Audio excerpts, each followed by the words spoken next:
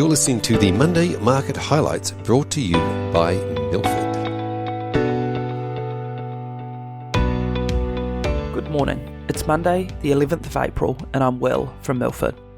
The RBA released their monthly monetary policy statement last week. The key focus for the market was the removal of the word patient from the final paragraph of the statement, signalling that the central bank may be happy to raise rates sooner than previously thought. Governor Lowe also noted that over coming months, important additional evidence will be available to the RBA on both inflation and labour costs. This will focus on the inflation data in late April and wage data in mid-May, which the market expects will lead the RBA to hike rates at their June meeting. Financial markets are now pricing 180 basis points of rate hikes this year to see the cash rate at 2% by year end.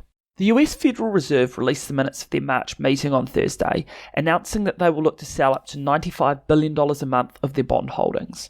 The minutes also noted that many officials would have opted for a 50 basis point rate hike in March if not for the Russian invasion of Ukraine. US government bond yields saw large moves higher again last week, driven by the Fed minutes and earlier comments from noted Fed dove Lael Brainard, who said that inflation was much too high and they would need to reduce the balance sheet quicker than previous cycles. In China, focus remains on the COVID situation where case numbers continue to rise rapidly.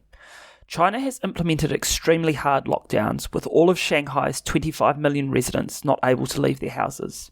China's zero COVID policy now looks in doubt, with over 20,000 new cases a day.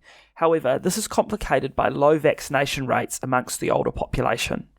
Markets continue to watch closely as lockdowns are likely to affect activity, which could flow through to commodities like iron ore, as well as supply disruption to Chinese exports. Turning to stock news, last week Western Areas rejected IGO's takeover bid following a large jump in nickel prices in recent weeks.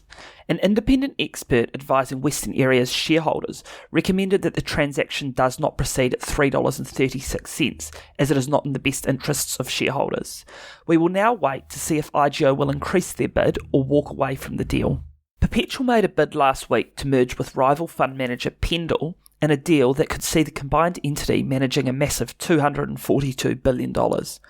Under the terms, Perpetual would own approximately 52% of the merged company, with Pendal shareholders getting a 39% premium to the pre-deal price in a cash and scrip deal.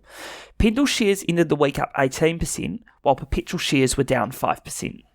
Wesfarmers sold down their stake in Coles via a trade worth $500 million at a 1.8% discount on Tuesday night, following previous sales in February and March 2020. This leaves Wesfarmers with an approximate 3% stake in Coles, worth about $600 million. Focus this week will be on the US, where March inflation numbers are due to be released on Tuesday night. The market expects year-on-year CPI to come in at 8.4% versus 7.9% previously, with monthly inflation rising to 1.2% from 0.8% in February.